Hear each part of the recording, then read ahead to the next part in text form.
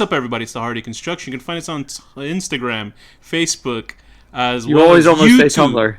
I always say Tumblr, but it's no longer there. Well, it's there, but it's no longer there. With your host, Compan. Mamacita. And today we're talking about... Ash vs. Evil Dead, which is, when the hell did that start? I don't know. But it came 2015 to 2018, Ash vs. Evil Dead. There you go. Ash has spent the last 30 years avoiding responsibility, maturity, and the terrors of the evil dead until a deadite plague threatens to destroy all of mankind and Ash becomes mankind's only hope.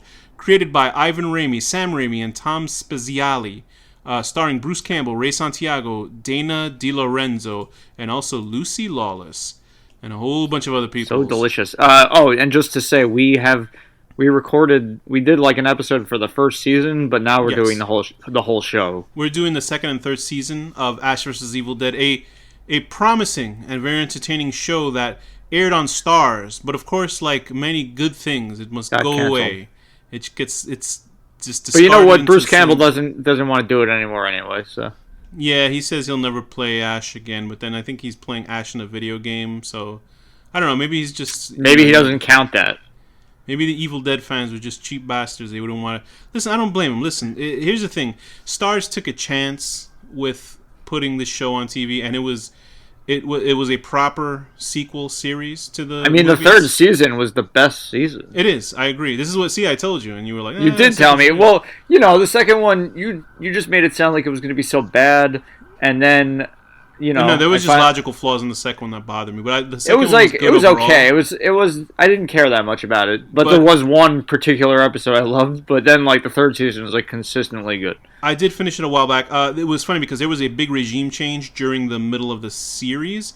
I think towards the second half of the second season, it had a complete shift. And the main producer of the show, I forget what his name was, but he was running the show. And they got rid of him for somebody else. So there's a genuine shift in quality in the second season. You think it went down? Yeah, because I think these were new people took over in the middle of it, so they had to get their footing together. So that's why the third season is so completely different. But I think the best season. Yeah, this is like an inconsistent show. Except for the third season. Yeah, the third one's great. I think the second season is inconsistent. I think the first one's inconsistent too, actually. Okay. So, we spoke, if you want to listen about the first season, we spoke about that. So tell us, what happens in Ash vs. Evil Dead from the second and third season on? Where do we start off from the second season? Second season is Ruby is now there. Well, okay, the end of the first season is Ash is an idiot and gives Ruby, like, the Necronomicon and all this power. Yeah, okay. And he goes to live in, like, Tallahassee. Is it Tallahassee? No, it's not Tallahassee. I'm thinking Florida, of... where the hell is the place he goes to live? He's obsessed... Anyway, he goes to live wherever. Sorry, I'm messing up because my brain is in a daze. And they're all there, Kelly and Pablo, and he has let's break down the characters if you're not listening to the first episode. First review that we did. Kelly is played by Dana DiLorenzo, who's she's so wonderful. She's a great character. She's essentially a female Ash.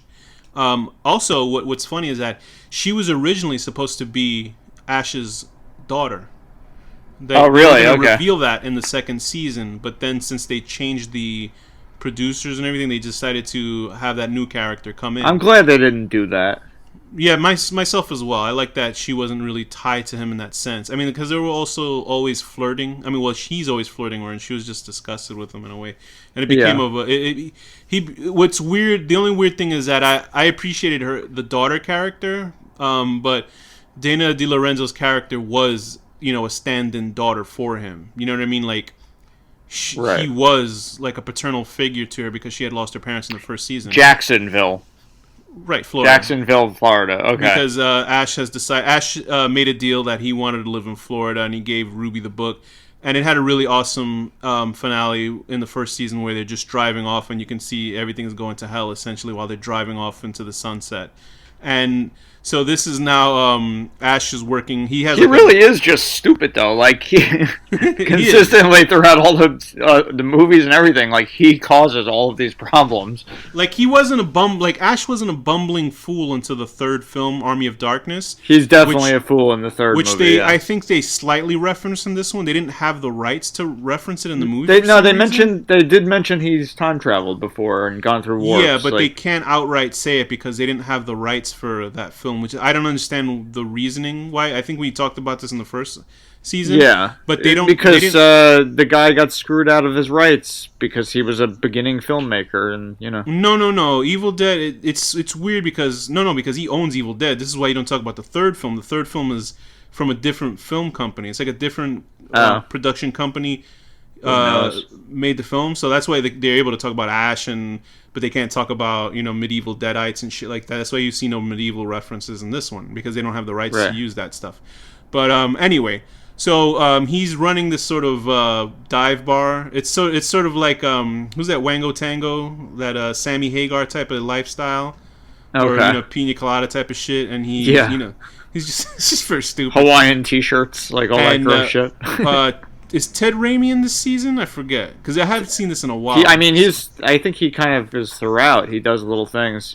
Yeah, so Ted Raimi's here is obviously Sam Raimi's younger brother, or he's just his brother, and he plays a likable character in the series. Is he the friend? Yeah, he's a friend with the bleach blonde hair. Yeah, I didn't even think I realized that was him. That's funny. Really? Okay. He's like he has a very specific look to him. It didn't click in my head for some reason. So how does the second season begin after he is trying to have some fun in this bar? What is going on? He gets attacked by a deadite, and now he has to find Ruby, and she has like pink hair now and shit, and she's like their friend, and I guess basically her babies and shit have gotten out of control. Is pretty much the plot of this season. The second season of this show, Ruby is much more of an antagonist in the second season, and I think they ran out of ideas She's a good guy in the second season. Well, you know what I mean. Well, she still does like bad things because she ends up hanging out with Glenn Danzig, whatever that character's name is. Right. Well, no, that's the bad version of her. Okay, but there's like a good version of her too. I haven't seen her in a while, so I'm just. Well, I'm pretty fresh on it. So yeah, basically Ruby. They go back in time, and the bad version of her kills the good version of her, and they have demon babies, and they grow up. They're like creepy little children, and then they bring back that Danzig guy who's called Baal, and he wears people's skin. I didn't particularly give a shit about that guy's character. I didn't either. I did like the way the graphics of him wearing people's skin, though.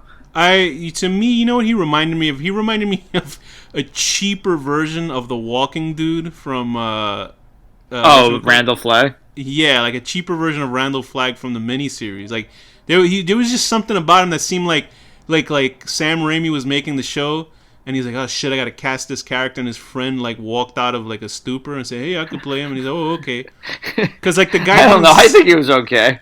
No, I just didn't get it. Like he wasn't a bad actor or anything, but it did get a little dumb though. Some of the episodes, like the mental institution stuff, like I didn't get it. I didn't get his appeal as a character. But there's this one episode in the second season that like it's very early in the season where I was like, oh, this is going to be the best season ever. But then it kind of which one is it? The one when they were inside the morgue. Yeah, the morgue. That's what I figured they were fighting. And his head's up the thing's ass, and you see the cock ring going towards him. It's like the best thing. Like it's so fucking. I think gross. that was actually a big I was actually like eating food as it was happening, and I was kind of getting nauseous. Like watching. Yeah, I think that was a real big split between the creator, the producer who got kicked off the show. I think that was like an issue of like it was getting too stupid, so they kicked him off the show. No, that was a great episode. I know, I agree. I thought it was funny. That was like the but best. I think that was one of the main reasons they kicked that guy off of the show because they didn't enjoy that sort of goofy writing in it, because like it was too toilet humory, and like it was never really toilet humor. Ash versus. Well, I mean, the third season has a whole like sperm bank scene. That's all like. Yeah, so maybe they thought, fuck it, we'll and the baby climbing up the vagina. Oh, that's or maybe like the best I think episode. maybe the producer didn't like that angle, and they fired him because of it. Like he didn't like that it went so toilety. I don't know. I don't know. There's a whole explanation of it. You can see the interview online. What did you think about Kelly and Pablo's relationship with each other? I know they I never really believed that they would hook up, even though it'd be cute. But it's. Yeah, but he saves her life and shit. And, so goes she owes him pussy. I see that, Danny. Okay. I didn't say That's that. What you're saying, right? She doesn't owe him. No one owes anyone. But maybe she was like, "Oh wow, I love him because he saved my life." So what is Pablo's big arc in the second season? What did I'm sorry. I knew the third season. But I was just like actually no, it is the second season. The second season, he gets the book on his face, and now he's like becoming a human book. Yeah. Basically. Do you think they should have left him dead? I mean, I like Pablo's character. No. Do you think that would have been? No, I really like what they did with him in the third season. It really made up for it. Yeah, because he starts having these dreams because of his uncle. Told him that he has a great power, and there's like a naked woman that keeps, coming into his dreams. Is it the dancing naked woman in the second season, or am I just like going That's crazy? The third season. That's the third boy, season. I'm really fucking up. You are we fucking should talk up. about it in general. So Pablo, we're in quarantine mindset right now. Yeah, our brains are fuzzy and not working. So Pablo, where's the one where he becomes evil, right? And he gets possessed and stuff like that? That's the second season. Okay.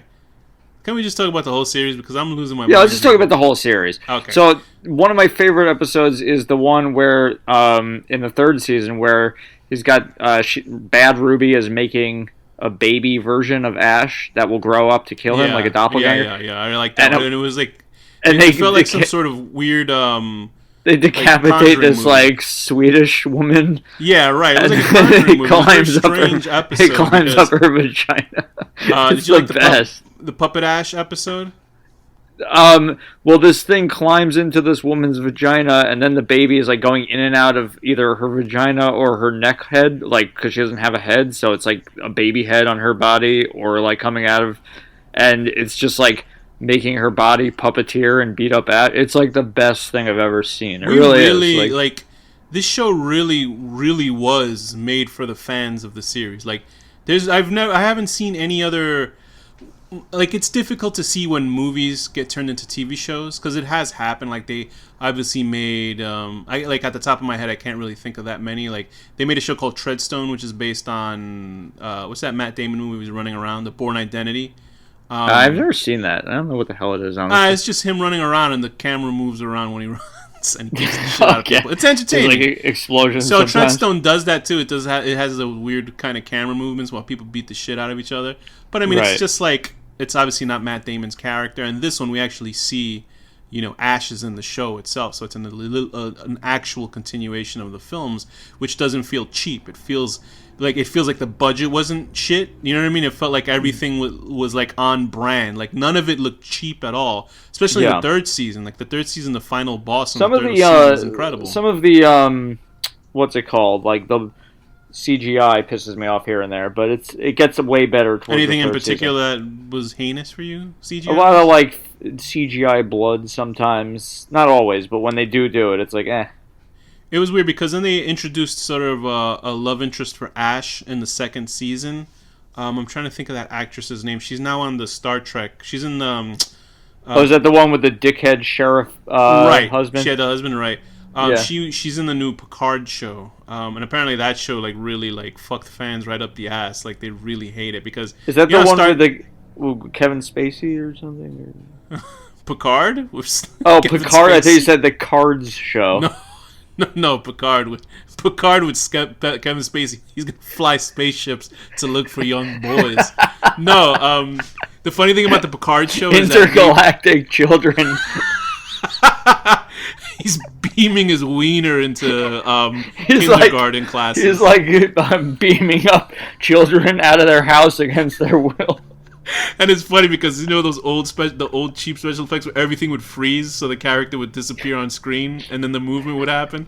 So you just see a little kid walking, and then the whole screen. All right, enough pedophilia jokes.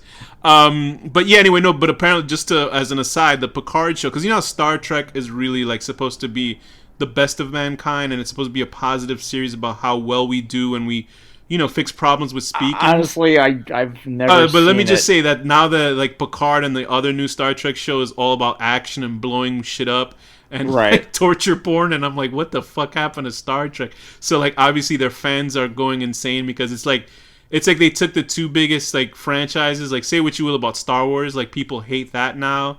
Not everybody, but But the fucking Mandalorian is amazing. Yeah, I know. That's the Oh yeah, and everybody. I mean, I don't care if you disagree with me. Mandalorian is a good show. It's a very fun show. But then also like the Star Trek shows, now those people are like, oh god, what happened to the cerebral aspect of the show? Now it's just like space karate and people blowing up and shit. But at least Ash vs. Evil Dead was sort of lunacy, and it kept its lunacy, which is great. Yeah. And I That's did what we like want. I did like the art characters. I enjoyed, like, you know, when they killed Pablo temporarily, when they slashed him in half. Yeah. Like, I always liked that scene because it was like really like, oh, like I knew they were gonna fucking keep him dead forever. Like, I wouldn't think they would, but the part when he gets slashed in half and he just like falls apart, and you see Kelly's like shocked face, and everybody just sees him part in half. Like, I was like, wow, that's cool. And they played this really cool like Indian techno song after it, which was great. See, because like there was also like the car episode. Here's the thing. Like, that was like kind of like a filler episode, I guess. Like, it felt like it did feel episode. like it was filler. It just felt like, because his car was possessed, which is his, you know, his iconic. Also, that car has gotten so much blood and shit and all kinds of stuff in it. Like, how could he keep it clean? And we were just talking that the girl in the episode was Pepe Sanuga, who was in the movie, that horrible movie Thriller.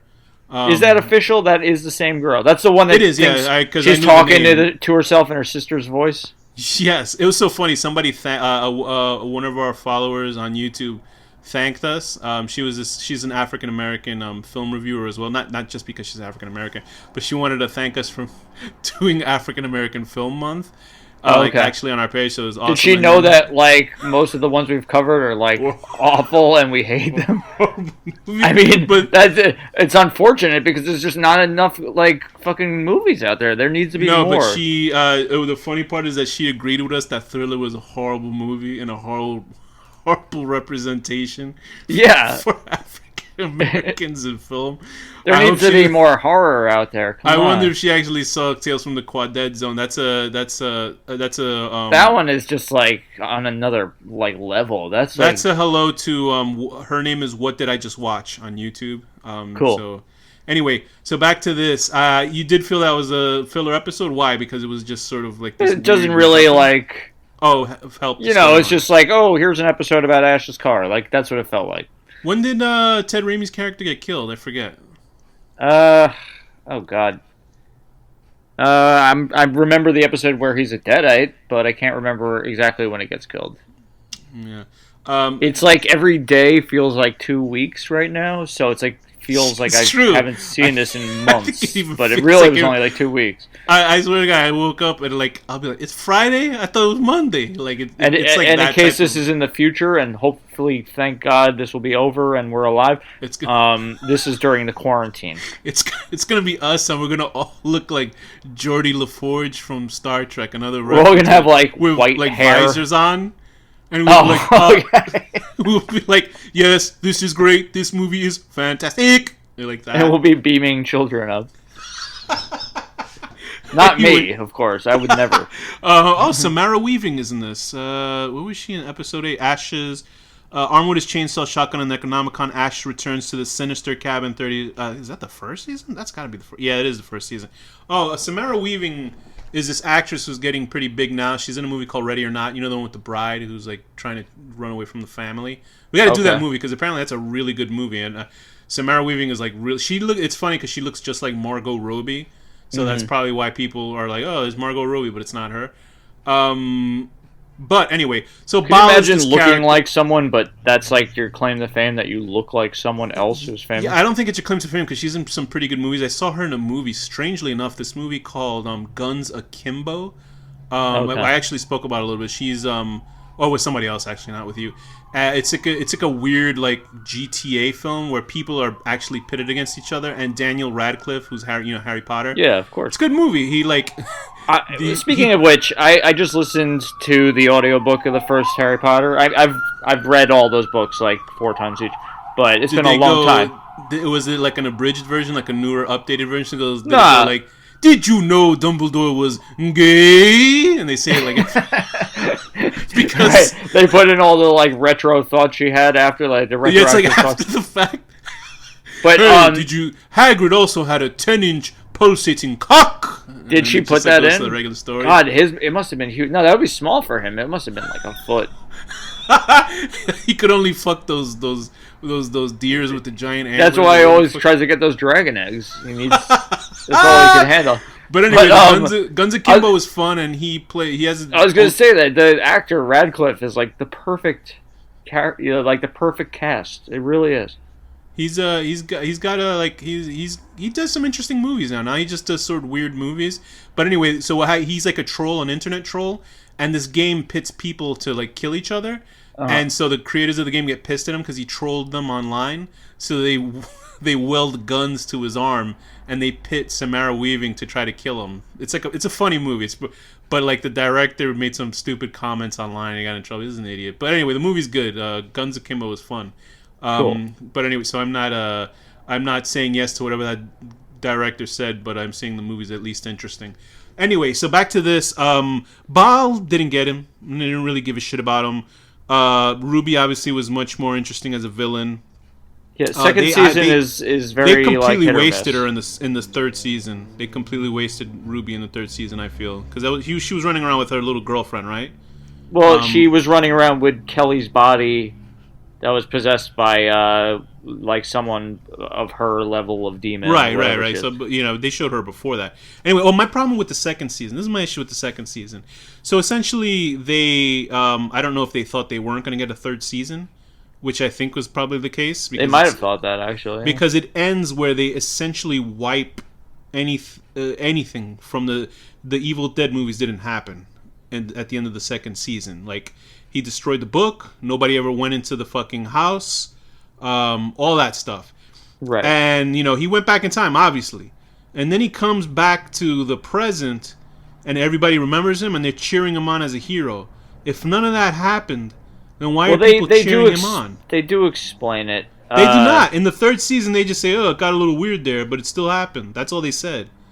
How would people cheer you on if something didn't happen 30 or 40 years earlier? Like, it doesn't make any sense. And I was upset. I was going, what the fuck is this? Like, I'm not gonna try to defend it. It's a stupid show. It's a stupid thing to be upset about because it's obviously a wacky show. But it's like one of the worst writing things I've ever seen in my life. I was so upset that I was like, I don't know how the fuck they're going to fix this in the third season because it was so stupid. It didn't make any sense. Now I'm trying to like Google Ash vs. Evil Dead plot hole. And you can it's like fucking pages. But in the third season, they get rid of Ash's girlfriend from the second season. That poor actress, they got rid of her, but now she gets to work in the Picard show with Kevin Spacey.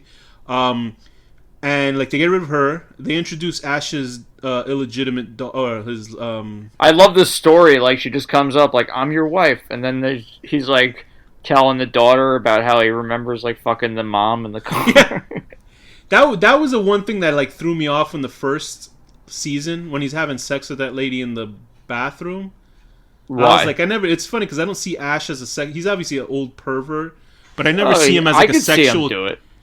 I see him as like a sexual character, and having sex was a little too weird even for me. I was like, ooh, that's too weird. Nah, but he's like all about that. He's like a man. Like I know, he would be the one to have sex with someone in the bathroom. Do it was like so strange. Anyway, so the third season, he's obviously reunited with Candace Barr, and he has a daughter Brandy, which he's obviously surprised about. She's a good actress too. She's great. You liked her character? Yeah, I liked her too. Yeah. But obviously, everybody's favorite. The third season is like the most.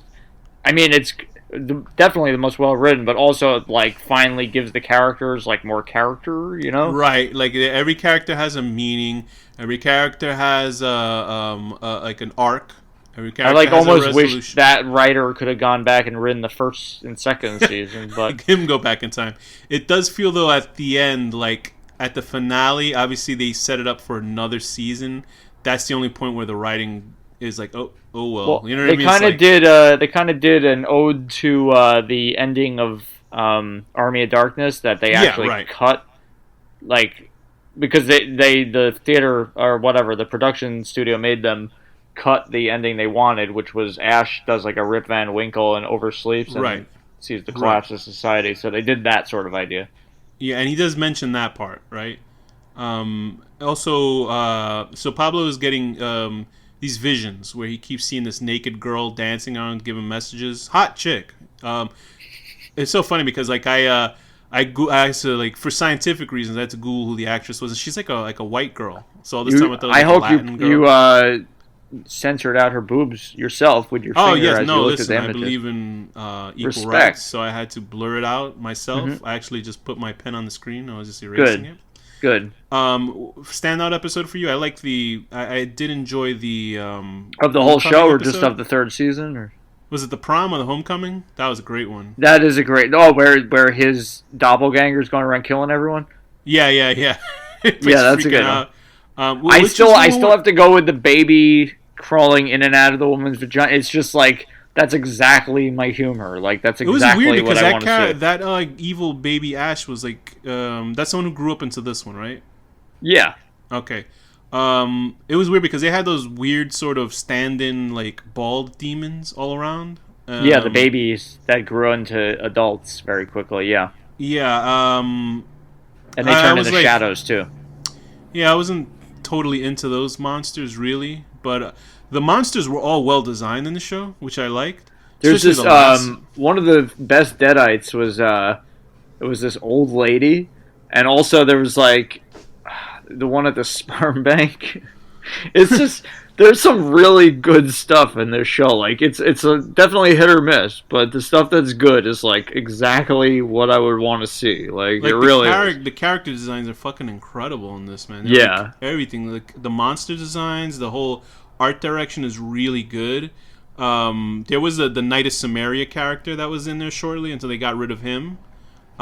He was supposed to be, I guess he was Well, sort there's of a few of those people. There was yeah, but you know the main guy that was like going to be, I guess he was set up to be a romantic interest for Kelly, but then he just yeah, gets and then he's killed. in the afterworld with Kelly.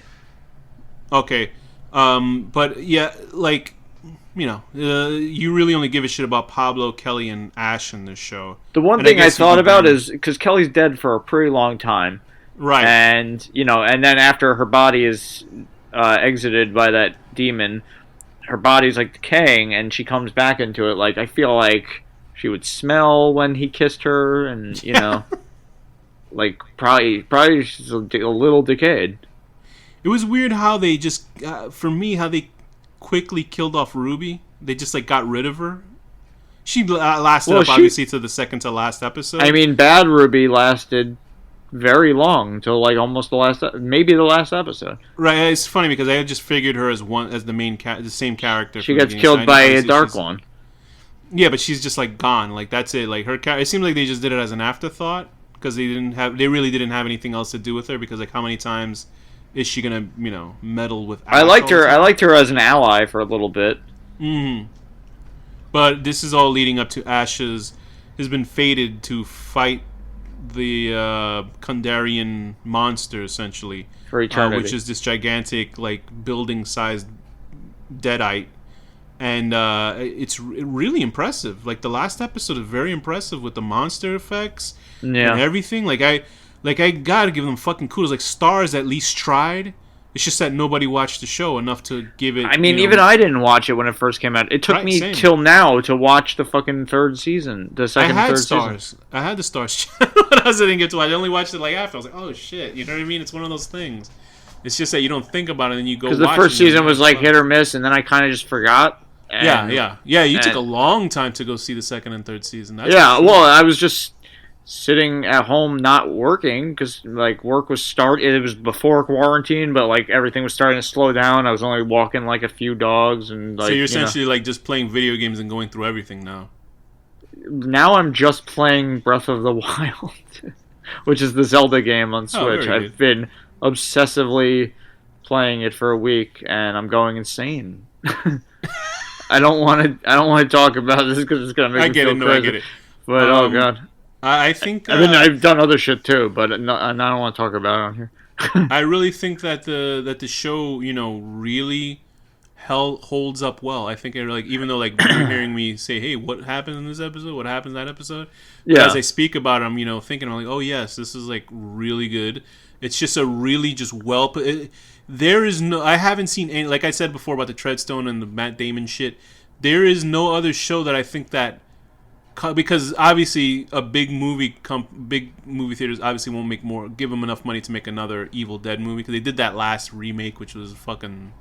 I thought it was whatever, but it was okay. It took itself too seriously. Yeah. It's like, again, that's because we knew what they eventually become. Like Evil Dead 1 was obviously took itself seriously in a way. The second one made it. It was a little funny, but the second one is like the second one's the best. And I just watched, and we're gonna review this too, but like Army of Darkness.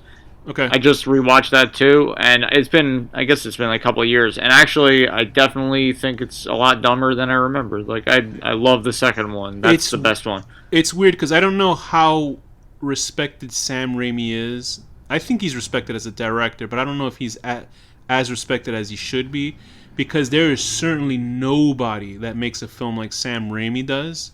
Yeah. I mean, I have no interest in seeing that fucking Wizard of Oz shit that he did. But did he do a Wizard of Oz movie? Yeah, he did the Great and Powerful Oz, the one with who's that guy? That guy whose always eyes are half closed and he does weed movies with Seth Rogen. You know that guy. What the fuck is his name? I do know the guy. He's in Half Baked. What's Half Baked about again? No, he's not in Half Baked. What do you mean? That's with Dave Chappelle. It's like the pot movie. No, he's not in that movie. No, it's the handsome, good-looking guy. What the fuck is his name? He was the son of the Green Goblin in the Spider-Man movies. That's why he picked him. Yeah. Oh, okay, that guy. Okay. You know that guy. Anyway, he did that movie, but then like he did obviously the last really good one that James he did Franco. was, right. The last really good one I obviously did was Drag Me to Hell, which was like fucking like. Yeah. Oh, the gumming scene in that alone is. Nobody saw that movie also, but like to see that movie in theaters, you're like, wow. You know what I mean? It was like, wow. Like it was almost seeing like. People don't appreciate horror. No, of course not, because they're stupid. They want it, and then they get it, they don't fucking see it. And I don't know if they only like these generic formula films, like. And trust me, we ain't gonna be all seeing the James Wan films, like. We ain't gonna see movies in theaters for a long time, so you better fucking. Well, now you can rent them digitally. Well, yeah, which is not the same experience, but I'd rather have it. I'm just tired of disgusting people. When I finally get back to my apartment, I'm gonna watch Invisible Man. But like, obviously, Sam Raimi's films have this weird kinetic energy, and that translated really well to the show. And I was very, very pleasantly surprised that it was very much what Evil Dead 2 and 3 were. And like, obviously, this guy was game for it. Bruce Campbell. He is obviously the main draw of the show. He has screen presence like no one else. This is why people enjoy him so much. It's weird that he's not huge. He was in this show that my mom watched where he was like a cop or something. Was it Burn Notice? Yeah, that's a show that was in for a while where he was agents that. My mom had no idea who he was, and I'm like, that's fucking like Ash. Yeah, people really like that, so that's good for him. But you know what I mean? It's weird because he should have, he should be huge, but I think it's because people. I don't know. I just don't understand why some actors make him. Well, he's kind of like this quasi B plus, not an A actor, but like not a B actor. But he's like a cult figure. Like, I love it. Yeah, and like that, I was very much moved in the final episode when he's saying his very perfunctory goodbyes to everyone. Like, I was actually tearing up. Yeah. Because I was like, I felt, because I was like, he grew up in that very moment, but it was very weird because his real daughter was there and he was essentially abandoning her at that moment. And I was like, that sucks. But, when he says it to Kelly and he talks to Pablo and he's like, he's telling him to keep going on, and then he wakes up like how many years in the future? When he destroyed that demon, like, obviously it still exists in the future, but like, did that kind of end it temporarily, or like was the whole world? Maybe he has to come back every how many years or so to keep doing it, because I think wasn't like the third one, wasn't there something like about that too? He's like an eternal sort of thing. Right, so, and then the book had him essentially with a chainsaw in his hand, so it was the same shit. He even had the weird robot arm in this one, but it was like very different looking, I guess, from the third film. Because he had like, I guess it was an iron hand. There's this one scene where they cut, the chick that's one of those like that fights the evil, and she like is bowing to him and everything. At one point they cut her back skin off to make a page for the book. Yeah.